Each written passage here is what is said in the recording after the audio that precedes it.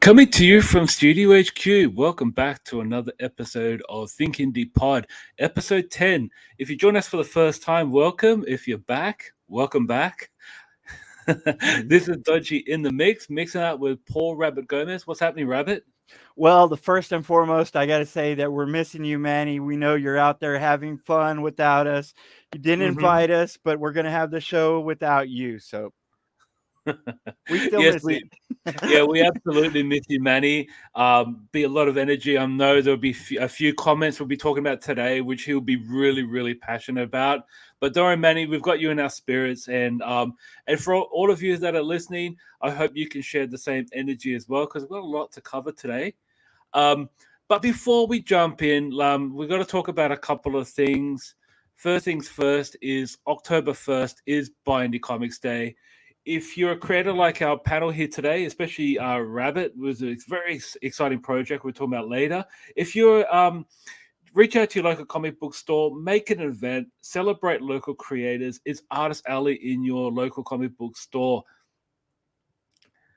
We're going to talk about this, Rabbit.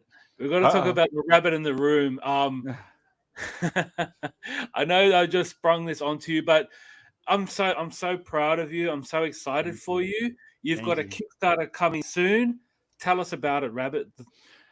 Bushy Circus Mysteries Volume 2 or Issue 2, number 2 if you want. It's going to be great because it's going to be the second part of that introductory story. It's going to kind of pull it all together, that mystery. I wanted to leave that first issue on that cliffhanger to give the audience, that ability to solve it before my characters did. And then this is going to bring it all into fruition. It's going to tell them who that person was and what exactly happened with a little bit of twists and tales in there and a little bit of intrigue and romance and a whole lot of storytelling that I hope y'all love. 30th of July. Keep your antennas open. Check out Kickstarter because it is coming soon. Um, what else are you bringing to the table with this, Rabbit? Well, we've got a lot of plans to unveil some surprises, including three Ooh, 48-hour specials, three just nice. for those first 48 hours. And right now, if you follow the project before it goes live, you actually get a free digital comic, which is my first comic, PTSD, for free. Nice. So trying to Brilliant. intrigue everybody into those and these beautiful covers, especially this one by Lauren Gibson. It's young upcoming artists. I wanted to kind of go towards that trend a little bit. Those first six were a little bit more established, but I was looking for younger people to kind of show everybody what's coming up in the comic world, and she just hit it out of the park. Yeah, I love that, man. Like seriously, because everyone's got to start somewhere, and you're really paving a way for this new artist, and you can tell that there's a lot of color there. I mean, the tigers look amazing. I gotta say. Yeah, and her art is beautiful. She's known as a dark artist around here, and like I said, it's one of her first few comics, and I really wanted to spotlight younger comic Nice. artists because I wanted to show people, hey, these are some of the artists that are up and coming, and this hmm is what we got to look forward to. Yeah, no, and again so happy for you, and I wish you the best of luck. I know based on your history, you're gonna kill it. So Thank you. please keep us up to date. Each episode of Think Indie or Thundercats will keep you all in the loop to see how Rabbit's going. Good luck, Rabbit. Thank you so much. Oh man, I'm so happy for you. Um, but we gotta continue on with the show, of course, and we're gonna be talking about a creative question, and this just came to my attention because I thought this was the norm, but I guess sometimes it's not. Um, and today's creative question is: should a homage cover include a credit to the original artist? As you know, you can see those Spider-Man number 300, Spider-Man, even just Spider-Man number one. That was the second run from Todd McFarlane. That cover with Spider-Man surrounded by the webs with his arms sort of hooked over, like Yeah. clenching something. That's another cover you see a lot of homages to. But Rabbit, do you believe a homage cover should include the credit? I believe it should.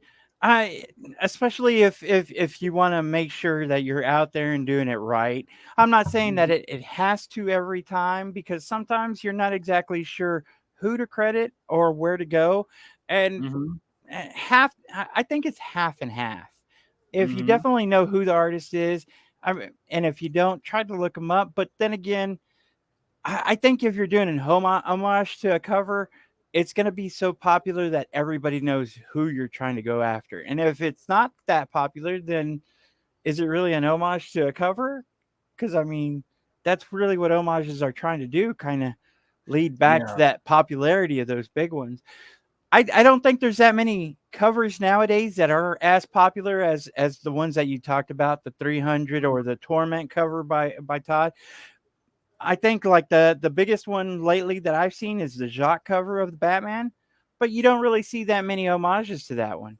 And the Mm-hmm. past few years, you really just don't see that many that are that big. Yeah, and I think too, like sometimes you see an homage cover and you may not know that it's a homage, but I just wonder how the feeling of the original artist, like you mentioned off show, that they could be flattered that someone is replicating the way that they drew something. But at the same time, they could also be a bit salty that they are not credited. But we don't know that they're not credited from inside the page. They might be credited in the interior, where it says cover artist by da da da da da, and then homage to Right. blah, I guess. Like they could do that. You never know. So you can't always judge a book by its cover. But the only reason why I wanted to bring this up, because I'm looking at Artist Elite, and I mean, Oh, good golly, this is a gorgeous beautiful. cover. I Yes. actually have this book. I have this book and I have it signed, as a matter of fact. Oh, Yeah. very nice. That's a sexy cover. It's an X-Men cover. I don't know the exact number, but I had Captain America and Black Widow on the cover. Yeah. And I just circled at the bottom right hand corner. It has the signature of the artist, but it's not clear enough to see if it says after Jim Lee. Um, but again, like you see this cover used so many times. This one Yeah. as well. Like another couple of artists that also get their covers homage is Rob Liefeld for Yeah. either Youngblood #1 or New Mutants #98, as well as Kevin Maguire. Kevin Maguire, not a household name nowadays, but to a lot of artists, he is. He was the cover artist of Justice League of America, that famous cover you see like the six people, like almost like all looking up at the camera. Looks awesome. I love that cover because it's so different. Yeah. And you see a lot of homages to that nowadays as well. But again, it's just a matter of, you know, look. So sometimes it's just polite, I guess, to Yeah. to do a homage. But I I don't know. Maybe it's not essential, but it's polite. Well, the reason I think it's not essential is because sometimes you're not doing homages to comic book covers. Sometimes you're doing them to posters of movies. I personally did one on one of my books, which was an homage to Star Wars poster. And who would you Mhm. credit to that? You see Stray Dogs doing their horror poster homages, and I don't think they really credit They the can't really. people. Yeah, because it's like, who do you credit? So I Yeah. don't I don't think it's a slap in the face not to put that credit in there. I think it is how do you say it, an honor or something Mhm. that you should try to do, but Yeah. I don't think it's essential. Yeah. Yeah, I guess it's just something left to the overall community. Some say yay, some say nay. But again, if you see this, you almost know off the bat that you know that this is an Yeah. homage to Jim Lee without Yeah. a second's hesitation. Even if I covered my eyes and only have like say 3% vision, I can tell that's a Jim Lee cover, like a Jim Lee homage cover. And look, again, like I love this. I'm actually going to buy this cover myself because It's it's so beautiful. Yeah. it's so friggin' awesome, and I love it. And just as a fan, I mean, I'm a Jim Lee fan. I'm just an overall comic book fan, and this will be nice going into my collection. I just got to say that. All right, well, we'll leave it at that, and we'll move on now. We're going to talk about Webtoon. And today's webtoon is The Legends of Silica, with art and story by Brian Edward Miller. It's presented by Corning Gorilla Glass.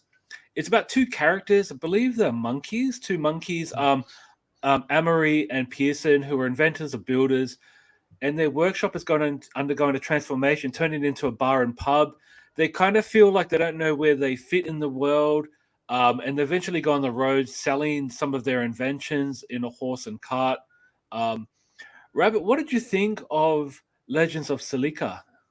I definitely liked it. It was a cute little story. I thought the stories were a little too short.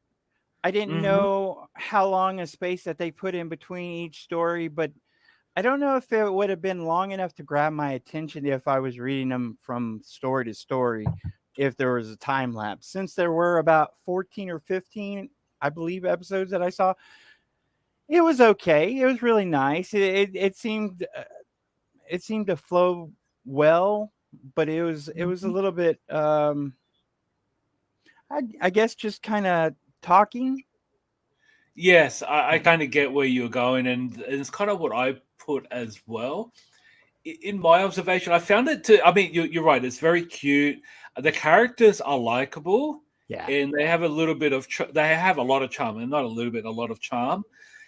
I just felt that if you were reading it week by week, if that's how long it was, I'd be a little bit not disappointed, but maybe I just didn't get enough, right, because it's almost like each episode was in the same scene as the last episode. We didn't really see any progression. right. I kind of wish that, maybe in the next episode they went to a different environment. They didn't have to continue that same environment, because it felt like they could have just fit maybe 3 episodes in one, and then that's a story to move on. But the art, the Yeah, art is absolutely gorgeous, I gotta beautiful. say. Yeah, Yeah, and definitely. I mean Miller's art is top notch. The coloring is wonderful. Yeah, The detail, and I love the original lettering. Like, when I say original, it's got that little, I don't know, like it doesn't have the point at the end. It's a little bit it's a bit rounded at the tip of the word balloon, and I like that. It's yeah. it's different, but Very it unique. works. Yes, yeah, indeed, it's very unique. But I mean, I didn't dislike it. I actually really liked it. I just wish that we got more in each episode. Yes. Yeah, but I mean, I have no complaints about the story overall. And some of the characters were kind of funny, Yeah. and the dialogue is witty as well. But I just wish that we got a little bit more. And I think You know? that's where I was with it as well. I mean, you're spot on about the lettering. It really was great. I think that, and the art was obviously the best part, because I think the coloring just did it so fantastically well that it kept me pulled into it. It was just that Mhm. I felt like I was getting 2 pages of a comic book per issue kind of thing, and I'm like, Yeah. I definitely don't think I could have done it week per week, but as much as was on there, I did enjoy it. Yeah.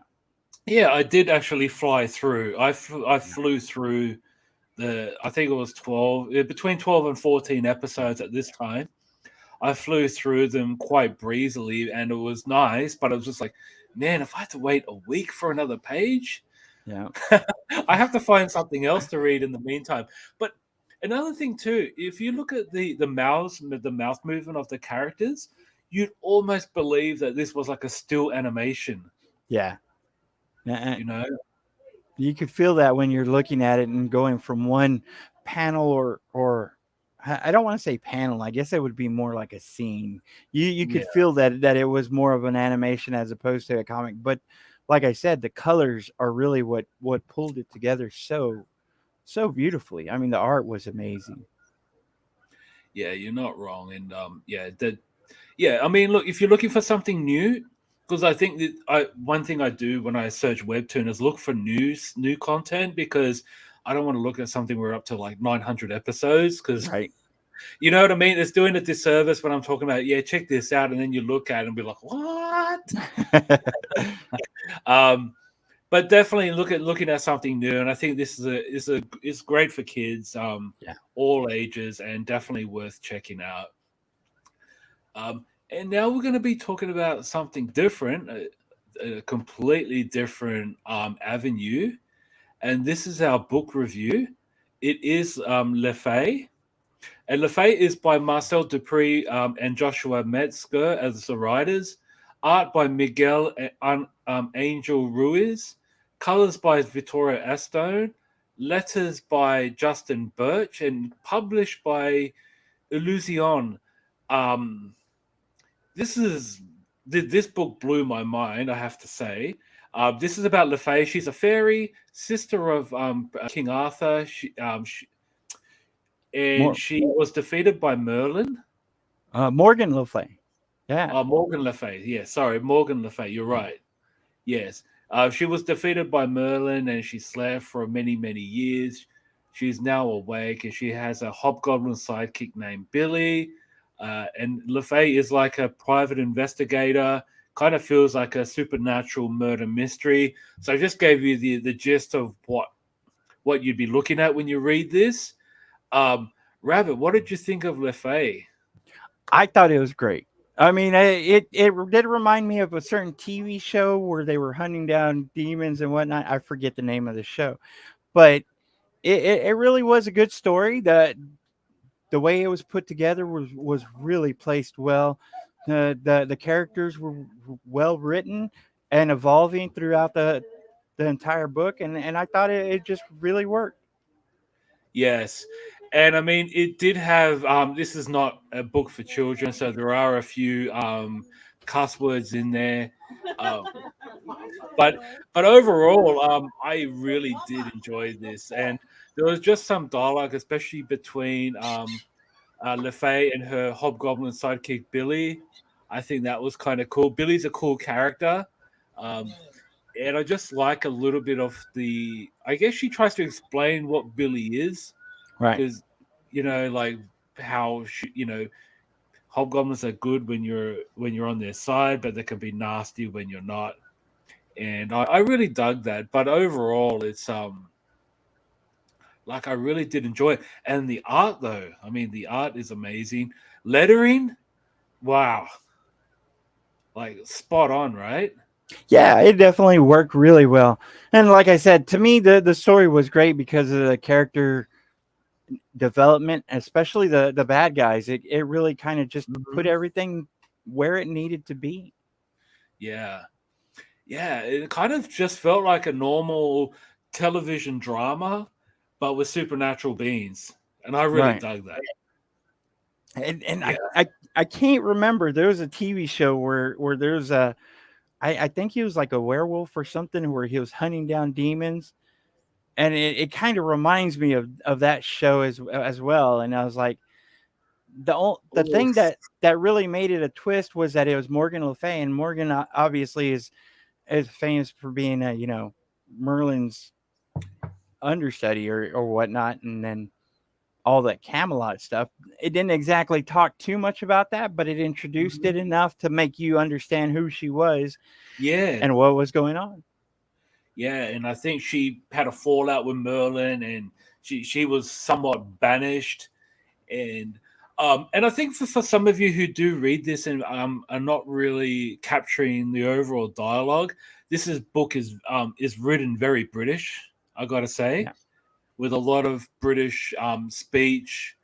Maybe just the word patterns might be a little bit awkward for some new readers that are not familiar with the slang or the jargon used. But it's very British, and I really thought it was kind of different. And I like that in a comic book. Can't always have cookie cut Right. same story and same dialogue. So it is different.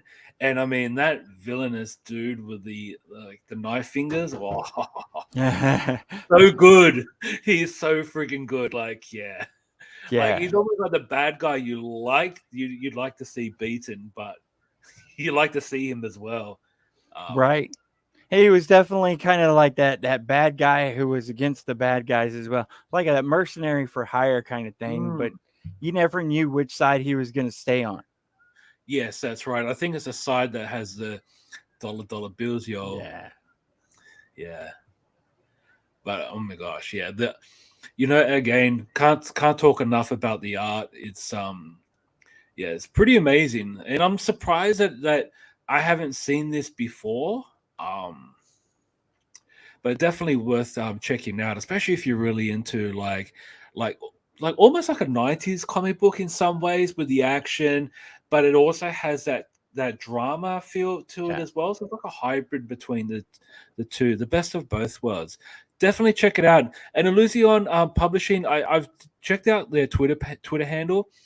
They actually have quite a few books there, so maybe this could be something we can look at for the Thundercats Yeah. at some time in the future, because I really want people to see this. And is again, I can't mention the lettering enough.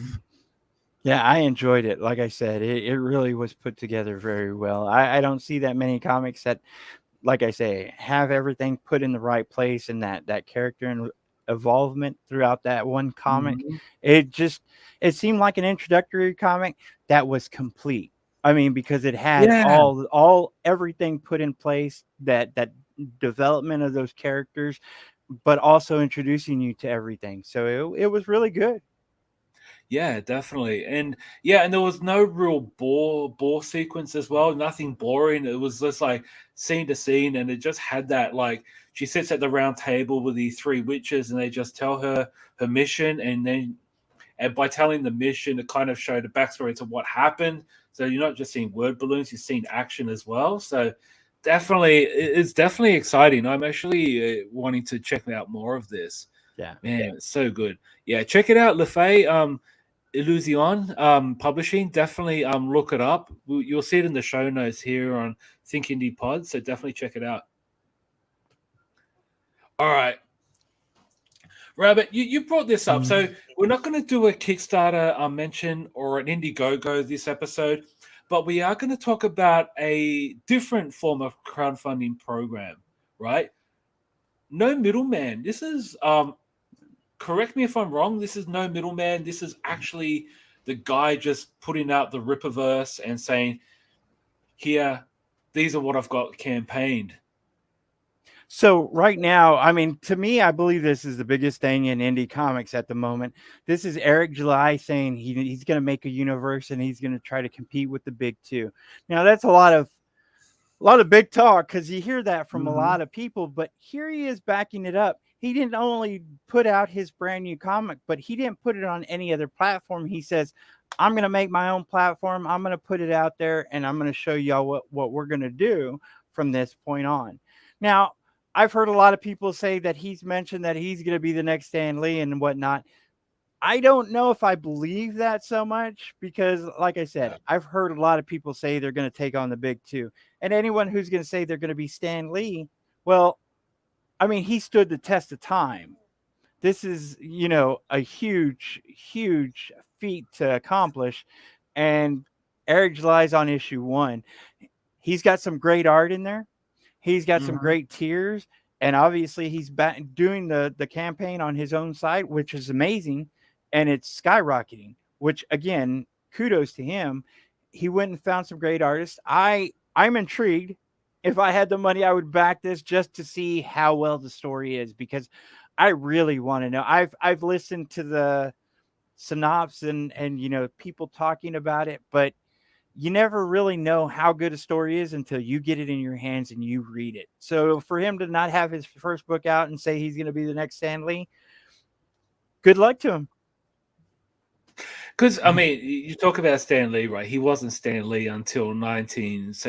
not even 1961, 1962. Right. Because prior to that, he was an editor's assistant. He wasn't even a writer until like his late, until he, the founding of Marvel. He was originally just an editor, or an editor's assistant, and he was not even a writer until like the late 50s. So to put, he's got to work somewhere. You got to be either an assistant on Dark Horse or an assistant in. You've got to build those stepping stones. Well, But in saying that, though, for him to yeah, come out and do what he's doing, it's amazing. it's almost like unrealistic to see the number. I'm not saying it's not, but I'm just saying when you look at that number, okay. So Yeah. I'll just touch on a couple of things. So what is ISOM number one? It's about a character named Avery Stillman who obtained superhuman abilities and became a superhero. He retreated, became a normal common man until the past caught up with him. It has that story, whereas you know what I mean? You imagine if Spider-Man retired and then the Right. villain started to realize who his true identity was and went after him. That would be a good story. And this is kind of what you're getting here with ISOM number one. So the story is interesting, okay? Okay. And then you look at the tiers. So you got the tiers at $35 a book. They are 96 pages. So, 96 pages. yeah, it's almost the price of 3 books. I mean, 4 books in a trade, okay, which is kind of normal. So good. You're getting your money's worth. My only gripe, though, and you may have heard this on past episodes, Rabbit, there's no PDF digital copy. Right. Man, imagine if there were. Right. And I think one of the things that I've talked to a lot of people about also is, as a lot of people are jumping onto this because they do think that it might be huge, and Mhm. it might be. But again, whenever Image came out, they were pretty huge as well, but those first issues were so printed out that they weren't really worth as much later on. I kind Mhm. of fear for that for him on this. But Yeah. again, with the numbers that he's putting out there, you've got to say that he's got something on his hands. Yes. I don't know about the story. I've heard a lot of people say that they're going to be the next Stan Lee, and I think a lot of people are trying to reach for that crown because it is empty out there. And I think the industry needs that one person, that figurehead that you look up to, and it Yeah. doesn't have it right now. So I just think that you got to wait and see if that story is good, because I mean, that's the real thing. I guess I'm a story person because I'm a writer, Of but course. like I said, it's beautiful art. I mean, Mhm. seeing the pages that I've seen and seeing the work, these are Marvel artists, I believe, that had been with Marvel. But I don't I know. couldn't believe it. I don't Yeah, know if I he's got an believe it editor or because, whatnot. Yeah. well, again, like I guess the best way to judge it is by have it in your hand and actually looking at it.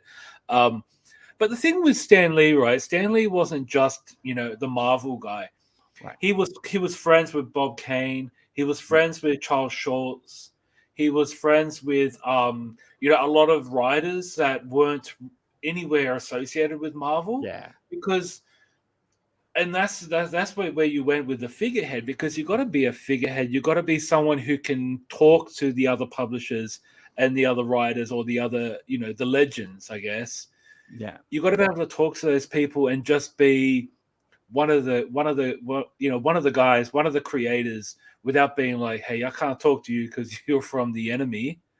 You got to be able to talk to everyone. So I don't know how in depth he is talking to, say, Joe Quesada or Jim Lee, or I mean, I don't even know if Yeah. he has contact to those people. I So I don't think so. I know he's got a platform with a lot of other people in him, and I think they kind of talk bad sometimes about Marvel and DC. And whenever I hear people talking bad about Marvel and DC, about how they have to be taken down, I'm like, to take down Marvel and DC is a big thing. You're mhm, gonna like collapse all the comic book stores. Why would you want to do that? yeah, But having said that, if you were to take on Marvel and DC, one of the things would to be to build a library of superheroes, which is what he's trying to do here. And so, mhm, I mean, it's just going to take time to see how his Rippaverse pans out, because this is just the first issue that they're supposed to be putting out, and it's not just him, yeah. I mean, just saw Artist Elite. That's another up and coming, right? I believe to be up and coming. Even Bad Idea that came out a year ago had some hot books that were quite valuable for a minute, and then once everyone bought a copy, the price went down. Right. Like, it was initially like $150 a week after the book came out in the off the comic book shelf. So just crazy. But Yeah. now it's not even worth $20. So you just got to be careful that people are just going to buy. They're thinking they've got an investment. But in saying that, though, Eric July is going to make a lot of money from this, which means one, he's going to have to be able to hire more people to make more content. You know what I mean? Right. He's doing it to. You imagine, Rabbit, if you made $2 million next month, what would you? You know what I mean? Like your production is going to go from here to mountain high, right? Right, but there's also that fulfillment that you don't exactly see coming. Now, being Yeah, a brand new, writer and creator myself, that fulfillment kind of hits you in the backside, and then after that, you got to figure out what's next because people are going to ask. Again, with that much money, you definitely should be able to throw out answers, and hopefully in a good amount of time. Because hmm if you are going to be Stan Lee, that's one of the things you need to do is have that staying power and make sure that customers are happy because you want them coming back to you. yeah, and his production video was quite good too. Like the Yeah. way he talked, it was very had he had a lot of passion, a lot of energy, and it just felt good. And and seeing someone a man of American African descent to have that in comics is actually Yeah. another plus, right? Yeah. And that's Yeah. the thing. Yeah, this is a major plus in the industry. Yeah, I definitely wish him the best of luck. I mean, like I said, whenever I brought it to your attention, it's one of the biggest things right now in indie comics, and it's blowing up huge. I'd love to see Mhm. where it goes. I mean, I'm definitely not trying to say anything bad about him, but like I said, whenever someone says that they're going to be the next Stan Lee, I hope he has that staying power to try to be there. I hope he has Yeah, that I hope so that too. stewardship to kind of bring bridges together and not just say, I'm going to take everybody down while I make my way up. That's not one of the things Stan Lee would have been. He was more of an ambassador than anything else. And I hope that's what Eric July is aiming for more than anything. Yeah, and the thing that really pleased me the most, talking about Stan Lee for a bit, is that when he passed away, DC had a massive one pager in their comic books for that month to say to the esteemed competition. Like, how much of a compliment is that? Right. Because without Stan Lee, probably DC would have been down the toilet, which they were, Right. until they had to go, okay, we need to pull our socks up and do what Marvel's doing because we're getting killed. And that's the thing that he would encourage. And I hope that that's the way Eric July takes it as well, is to Exactly.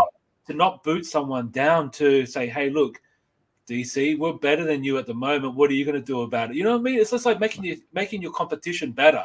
And that's what you want in just about anything, I think. I don't really want to compete with anyone else. I want to compete with myself. But if there's people out there that are good, I definitely want to be good as well. And I want to be right Mhm. there with them. Yeah. And look, and they only show 3 pages of Yeah. teasers. And to still accomplish what they're accomplishing is just mind blowing, right? Right.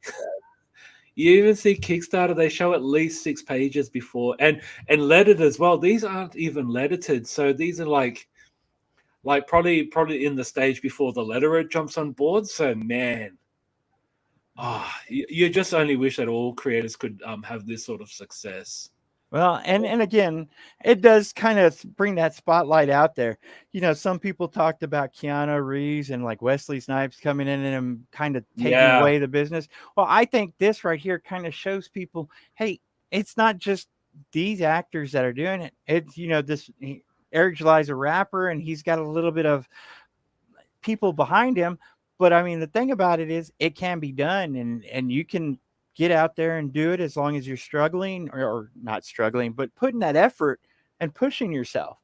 I mean, I think I'm having a little success myself, and I see this, and it inspires me to go a little bit harder. fantastic.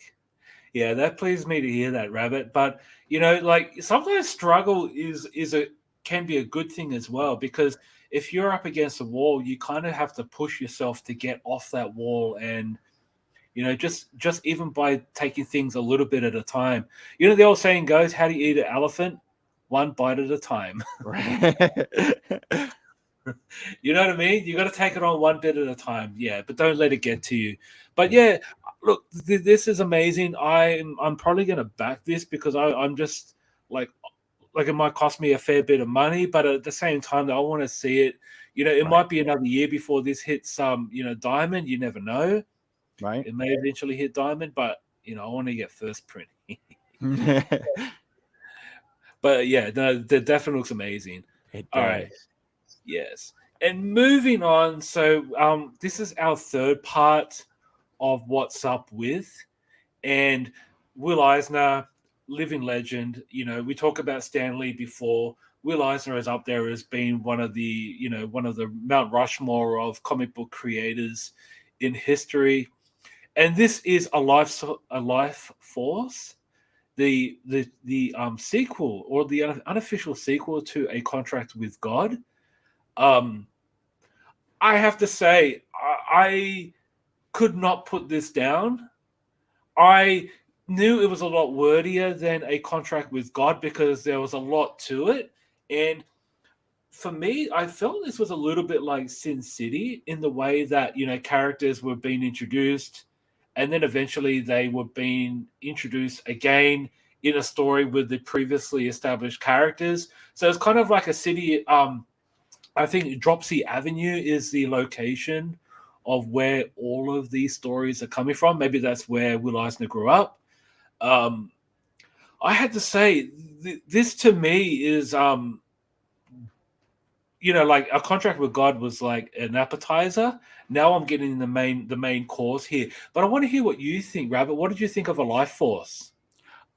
Again, Will Eisner is amazing. I loved this book. I Yeah. mean, it was so great. In the last book, The Contract with God, you had those big, huge one panel pages with that story that kind of led you Mhm. through.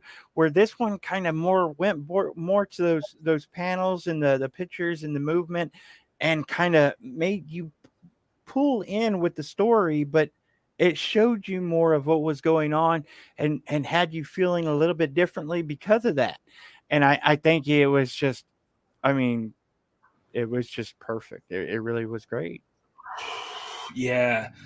Um, I kind of felt this at the time, and I'm just like, I feel nervous in saying it out loud. But for me, and me personally, I think this is my goat, my this book, because I was reading it, and when I put it down, I'm like,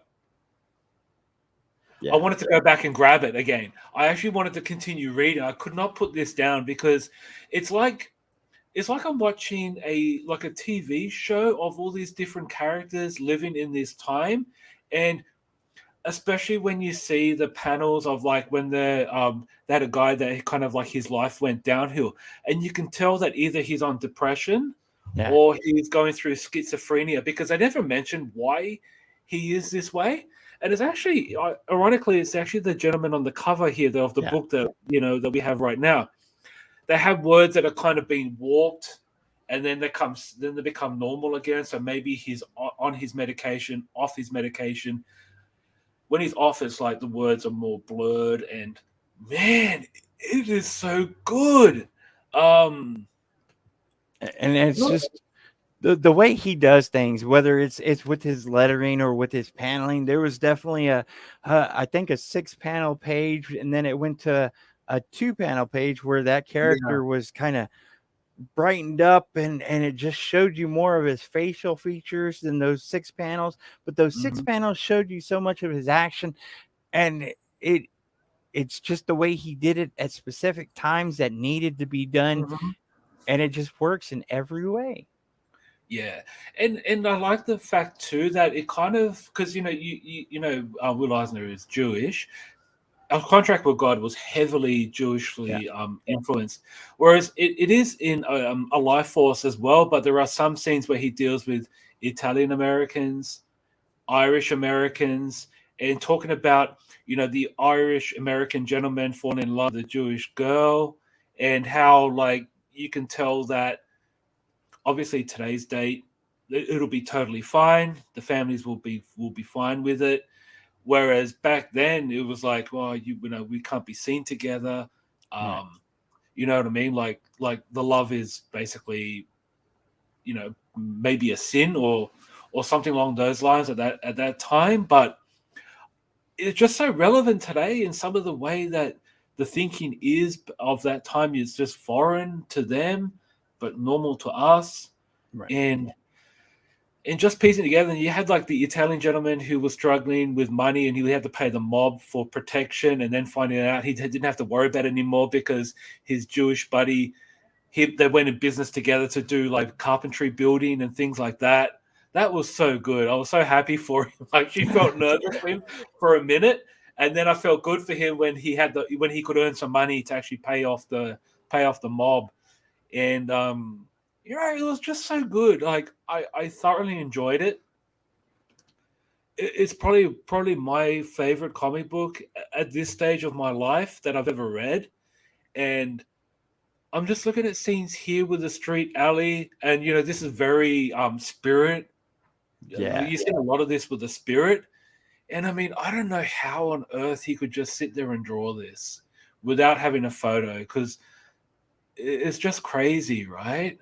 And how he could draw a street alley, even with the backyard of one of the homes in the image. Like, man, it's amazing. How dark he does on one side and more lit up on the bottom, and using the silhouette to cut the page in half. It's just some of those things. Then you can see the lettering on top is bigger and bolder, where the lettering on bottom's just that small little detailed in that big bubble. It just draws you into what he's saying. Yeah, because obviously the guy looks like he's in hard times, and having that big bubble with a small word kind of feels that he feels small inside. Oh, man, it's just so good. Like, yeah. And then we see we got an image here of like a lot of word balloons, but a lot of it is just a lot being said at that time. But at the same time, it's not, you wouldn't really consider it wordy. Is just what people are saying. It's just a general conversation. Right. Kind of like background noise, but kind of there as well. Yeah. Yeah, definitely. I mean, seriously. And Izzy the cockroach falling from the from the mat out the window, and because her husband, the lady's husband, is sitting there moping. He was the previously mentioned Jewish man that was on hard times, financially, and then he is a carpenter and he wants to get back into business, and he calls upon his Italian American mate to say, "Hey, let's do this together and we can make some money, even if it's small amount of money. It's still something, right? Better than having no money." Yeah. It's just like in the detail, my goodness. The detail. I mean, like I said, you see those smaller panels and you see the bigger one with all that detail in it. Just that face on him, and then his shirt and tie, the way it's drawn in his hands. It's just beautiful. Yeah. Just crazy. No, seriously. If you've read The Spirit, it's so different. It is so sophisticated, and at the same time, just interesting and amazing. And it's just you just appreciate Will Eisner a heck of a lot more. I'm actually gonna buy the trilogy. There's Dropsy Avenue, A Life Force, and A Contract with God in one book. So if you can find it, do yourself a favor and pick it up. You'll get your money's worth. Definitely. No doubt. All right. Moving on now, we're going to be wrapping up with our crowdfunder campaign. So crowdfunder is only about less than a month old, maybe a month old now. So 1 month in the comic book spectrum. Another crowdfunding program. I had an interview with the creator of crowdfunder just last week, so that will be appearing soon on Comic Crusaders. So do yourself a favor and check that out. But we're going to be talking about one of the creations, and that is Ghost Island, a supernatural horror graphic novel. You can get it in soft and hardcover. So it's basically dubbed as Jurassic Park with ghosts. So you've got a list of characters that go onto a mysterious island, and I really like the video too. Did you watch the video, Yes. Rabbit? Yes, Yeah, I did. I love the video. That's always one of the big things to me whenever you're doing a crowdfunding campaign is having that video to make that interaction with that customer really well. And this yeah, did a great job of it. yeah, definitely. Um, so it's written and lettered by Joseph Oliveira, sorry, Oliveira, with art by Annabella Turlion. I apologize, I'm butchering names right now. I am really sorry. And cover art by Dave Schwartz. At least I can pronounce that one properly. There you go. Amazing black and white art. It's very eerie and it really fits the mood in the art. And I really liked, and then we got one panel with like it looks like someone had written with their hand or with their finger. It really gives out that scary, and I just wonder if that's just some like someone had written that with their finger on the wall that didn't appear there before. That would be so freaky. Yeah, but are you overall a horror fan, Rabbit? I am, and a lot of people say most of my books are horror. I'm not the biggest horror fan. My kids a little bit more are, but I definitely enjoyed the way they talked about this book, especially how they listed off the characters and kind of detailed who they were and how they Mhm. would join the little conclave of people that were going to this island, and that was really good.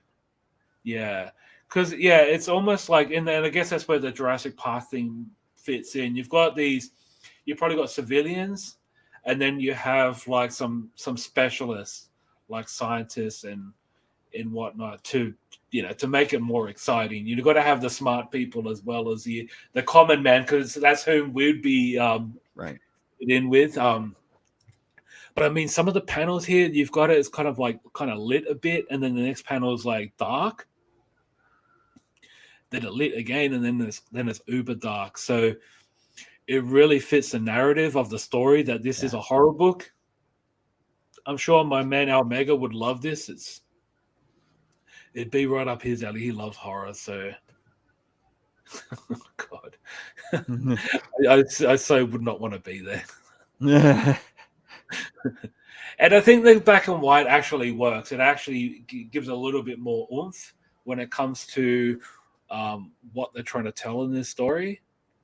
And 180 pages. That's the thing. I'll just show you something real quick. So it's £9.99 for I think that's about $20 Australian, I think. But that's for a digital copy. That's 180 plus pages. So it's not a floppy. So you're getting value there. And then for the actual soft cover, is 19.99. I don't have the image, but it's 29.99 for the hardcover, which is good value. And Definitely. definitely, it talked about having extra pages, and it showed kind of a little bit of stuff like the details of the ghosts and whatnot. I thought Yeah. the extra stuff that they threw in there was definitely a nice touch. That's one of those things that you need to do if you're, trying to crowdfund a little bit and have something extra for Mhm. your customers, because they're not going to get all this stuff at the comic store. They're just going to usually get the comic. But if you have those extras, like it did have those sketches of each of the ghosts and whatnot, those kind of bring people in.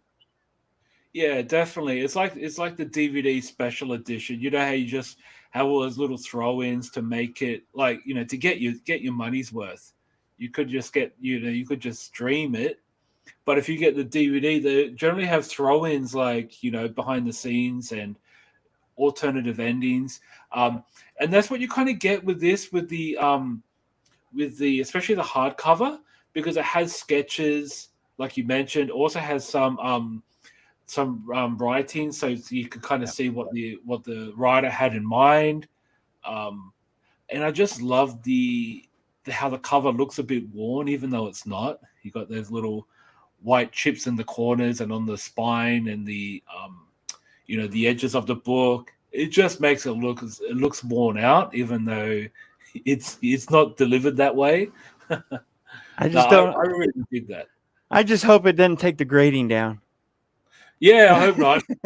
It's coming to you at a 0.5 CGC.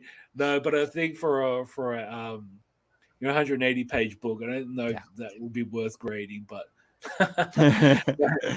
no, but it's definitely it definitely looks good.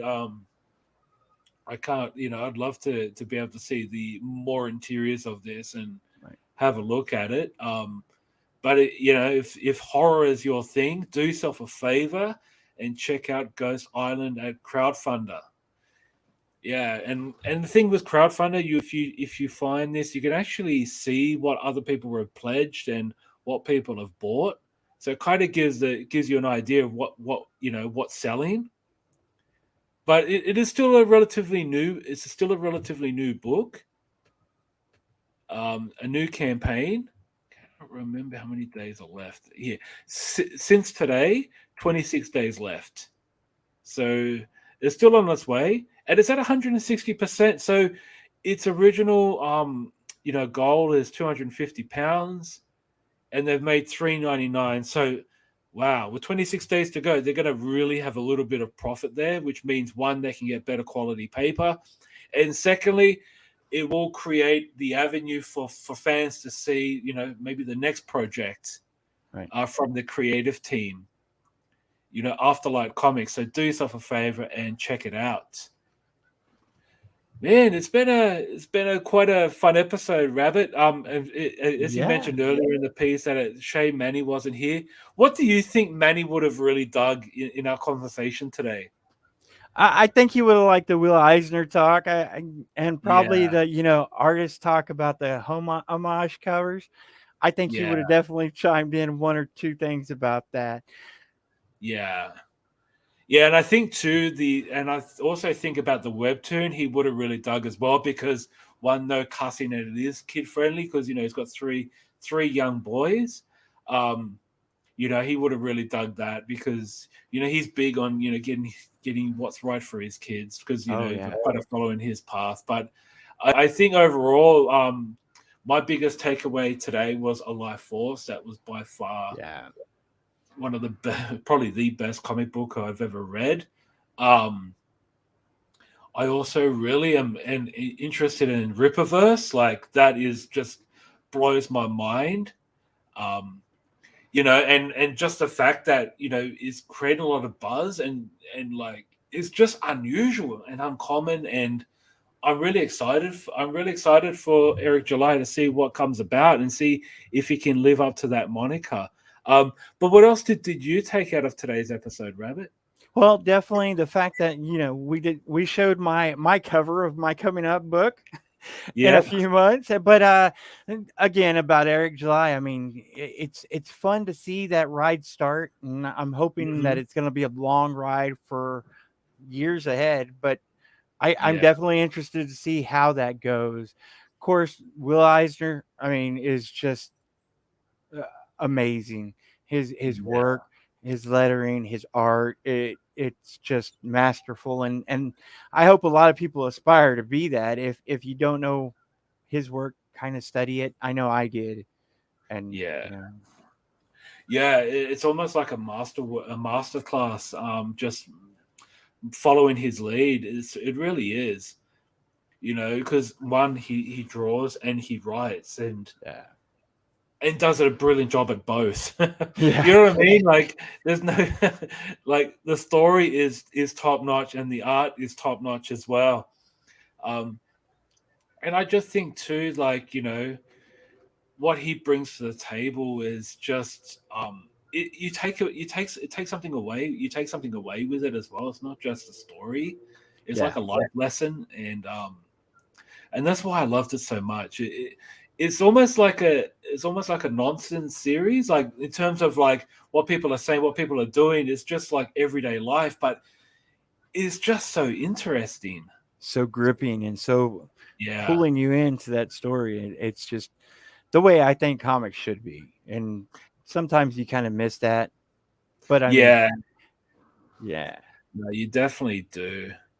You definitely do. And before we wrap up, Rabbit, just pull another plug. Tell us about your Kickstarter. On July 30th, Bushibu Circus Mysteries issue 2 is going to come out. Like I said, not just one, not two, but 3 early bird specials. And they're going to be big. We haven't announced them yet, but we definitely will soon. We've got 2 covers that just got revealed today, and we're going to have 2 covers next week. We're going to have 6 covers altogether at the very least. Oof.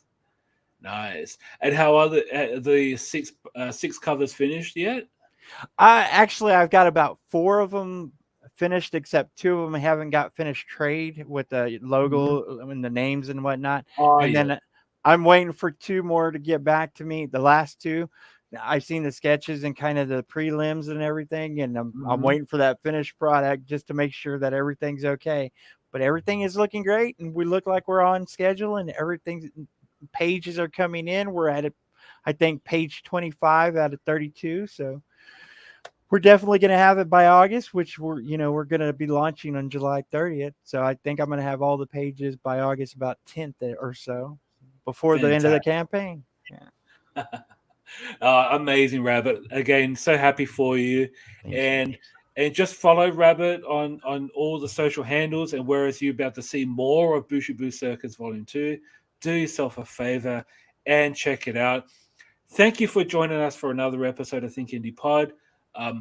Please leave a comment below. Have any questions at all, or if you want to provide some feedback, please do. We're always encouraging that.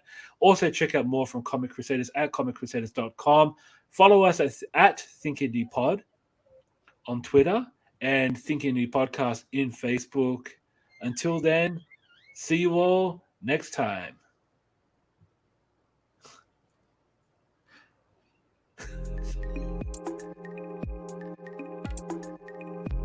Thank you. We hope you've enjoyed this Comic Crusaders production. For real-time news on all things pop culture, please feel free to follow us on social media.